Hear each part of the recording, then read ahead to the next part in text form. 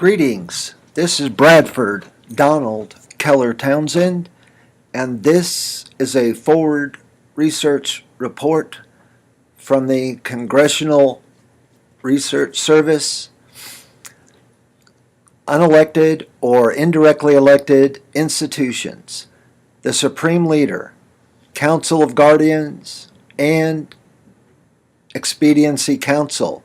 Iran's power structure consists of unelected or indirectly elected persons and institutions.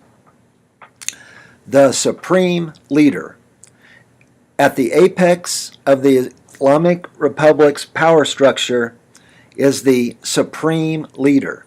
He is required to be a senior cleric and is chosen by an elected body, the Assembly of Experts, which also has the constitutional power to remove him, as well as to rewrite Iran's constitution subject to approval in a national referendum.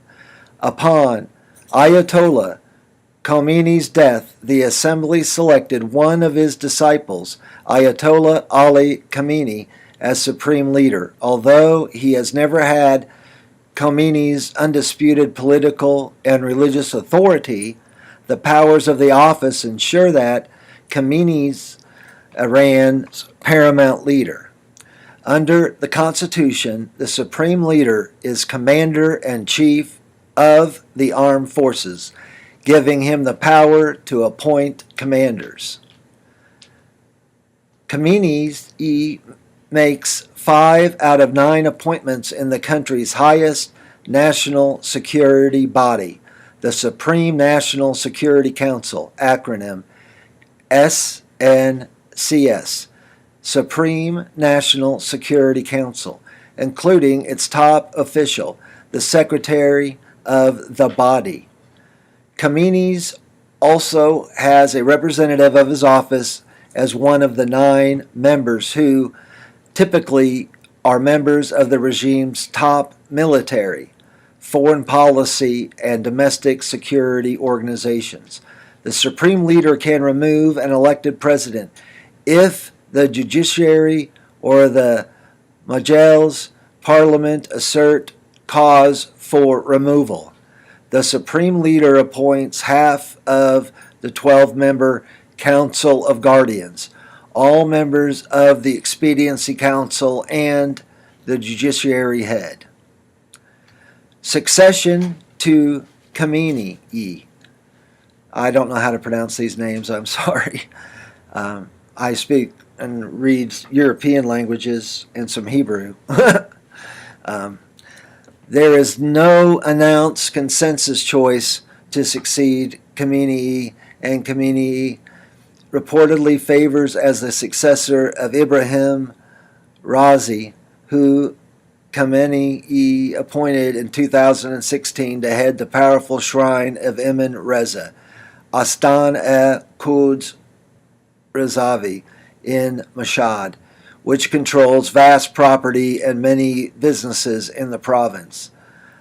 Raisi is a hardliner who has served as state prospector and was allegedly involved in the 1988 massacre of prisoners and other acts of repression. However, the Assembly would not necessarily take his preferences into account after his passing, and Raisi's chances for achieving that post might have been diminished by Raisi's election defeat in May 19, 2017 presidential elections. Other commonly mentioned possible successors include former Judiciary Chief Ayatollah Mahmoud Shalrudi, who was appointed in August 2017 to head the Expediency Council.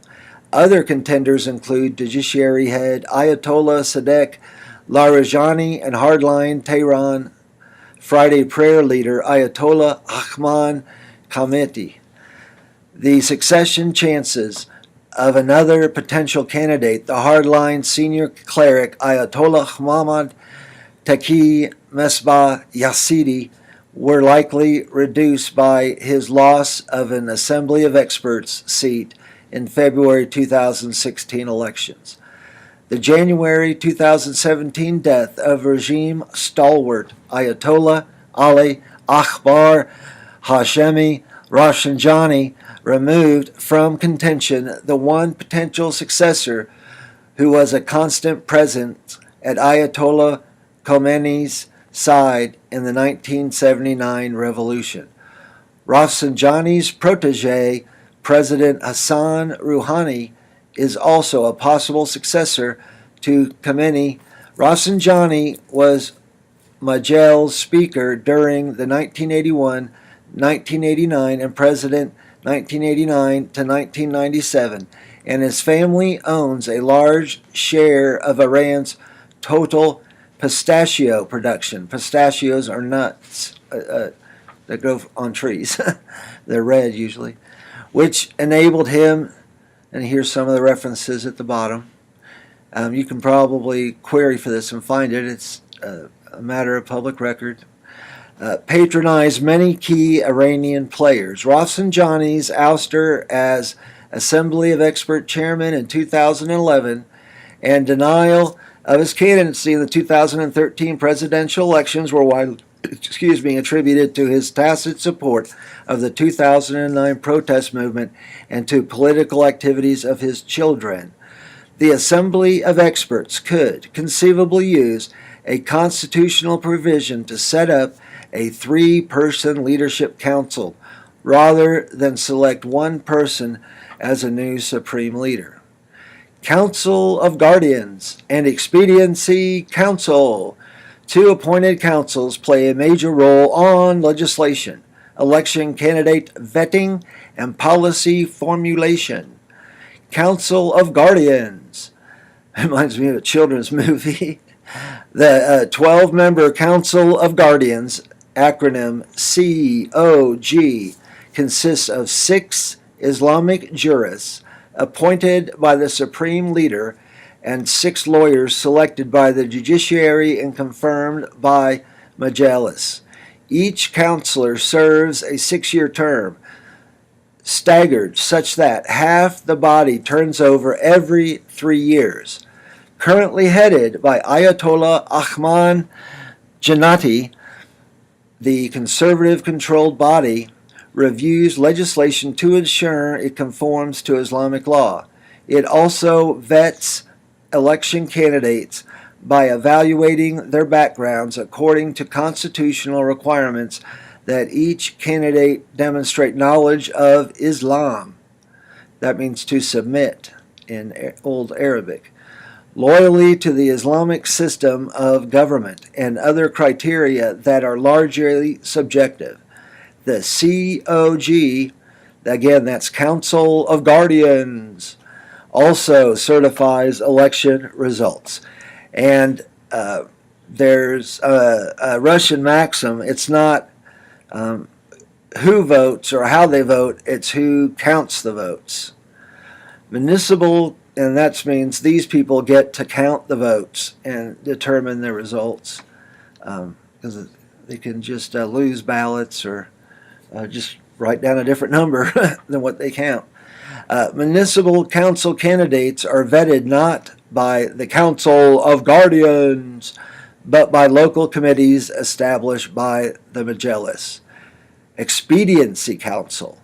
The Expediency Council was established in 1988 to resolve legislative agreements between the Majlis and the Council of Guardians, and it has since evolved into primarily a policy advisory body for the Supreme Leader.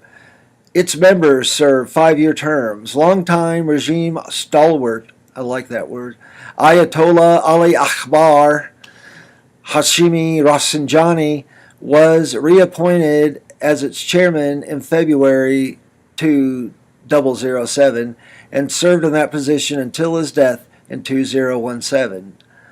In August 2017, the Supreme Leader named a new, expanded from 42 to 45 council, with former Judiciary head Ayatollah Mahmoud Hashemi Shalrudi as chairman.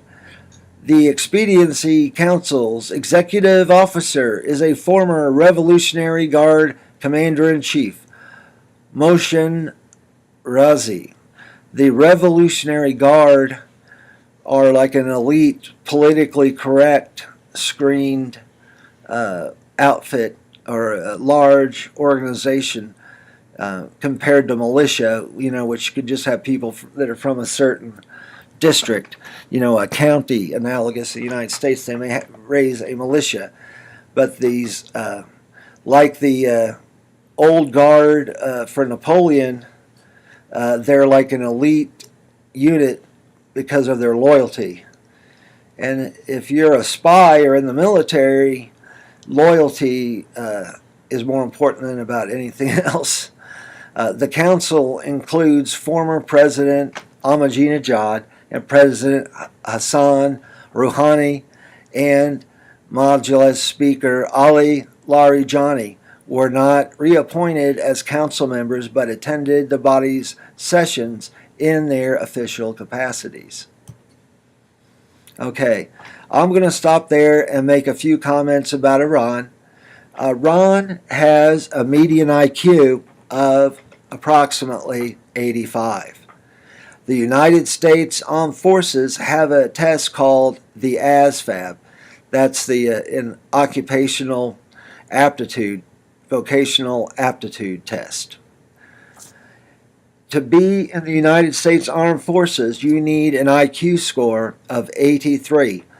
Studies by the Armed Forces and their observations make it clear, unequivocally, that any IQ below 83, the service member is more of a burden to the military than they are an asset able to contribute. And worse than that, they had like low intelligent people accidentally shoot their comrades because they couldn't even distinguish friend from foe, and they couldn't understand messages like flicking on and off red filtered flashlights and stuff, not being able to remember passwords, and shooting or not letting people in because they can't remember today's password, or serial numbers and things that needed to be memorized.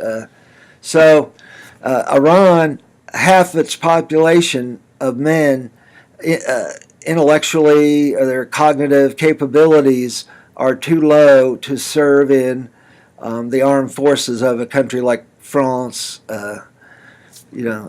Sweden, the United States, and Canada. So that's part of the reason. A simple, no offense, there's many wonderful saintly Muslim people, and I've known some quite well. So it's not, the religion has many good people, and it can be used as a powerful force for good. That said, it's a very simple religion compared to Judaism or even Roman Catholicism. It has, with its 5 pillars and such, and it became dogmatic in the later Middle Ages, which means you weren't supposed to question or criticize anything and just memorize and take it as for what they tell you it is. So a population with half of the population being mentally challenged and could even get public assistance for being mentally handicapped in the United States on our social welfare system. So they need a simple religion. Iran is like an onion in that it has layer after layer after layer. And with an Iranian, you have to get 3 or 4 layers deep before you even get close to the truth. They've been surrounded by enemies like Russia constantly. There's always neighbors or organizations, movements that want to move in and set up shop in Iran. The reason Iran was of such pivotal importance to the British Empire was fuel oil.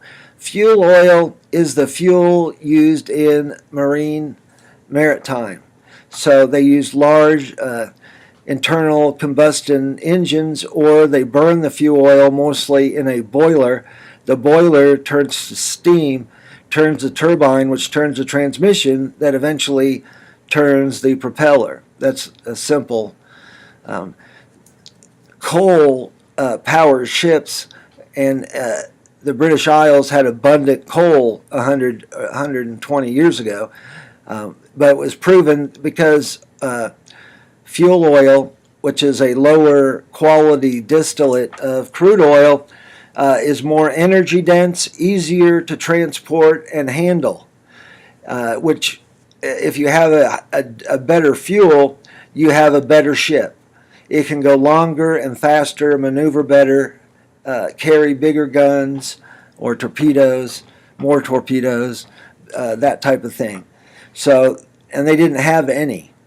So what we call Kuwait today and parts of Iraq and Iran, the British and some areas on the Saudi Arabian peninsula became colonies or covert colonies of the British Empire because they didn't have access to crude oil, which they needed to power their ships to maintain naval supremacy.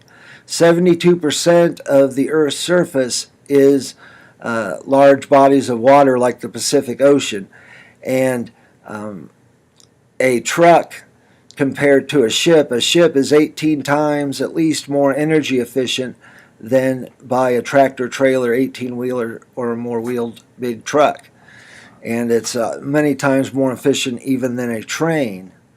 So it's the best way to get bulk materials like wheat, soybeans, coal, iron ore around the globe, people.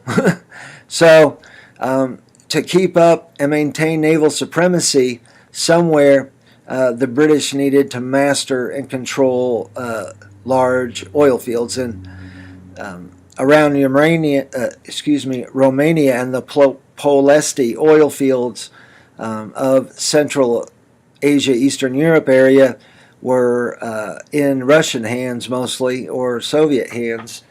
So they needed a source for crude oil.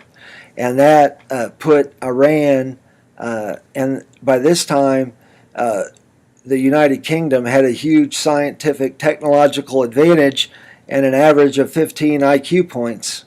So if you go to the right side of the very intelligent, you're going to have, I think, at least 6.5, it's been a while since I looked this up as far as statistics, but I want to use a conservative number, at least 6 times the amount of highly intelligent people with over IQs of 115. And to be a doctor, lawyer, engineer, software engineer, strategist for the military like a colonel, you need to have a minimum of 115 IQ. So if one group has 6 times or more high intelligent people, from a cognitive standpoint, you're going to be at a huge disadvantage. So with their technology and more powerful nervous systems, they were able to gain control of that region so they could maintain supremacy. And in naval maritime talk, supremacy means you have total control and no one can even contest you but for a short period of time. There's other levels, but supremacy is the highest one. And the United States has naval supremacy now in that there's no Navy for very long that could resist the United States Navy if they became hostile. Okay, so this has been part 3 of this treatise on Iran. There's lots of people like businessmen, American Jews that have an interest in the Middle East in general, just curious people, and students who might be doing like a science fair type project, and or I guess geography project on Iran, or people want to know what the big deal is about Iran, why it's always in the news, and that's what I'm trying to provide here, and that's the whole point of forward research, is to provide information to the public that they did not know and is not widely talked about from good quality sources. Au revoir, mon ami.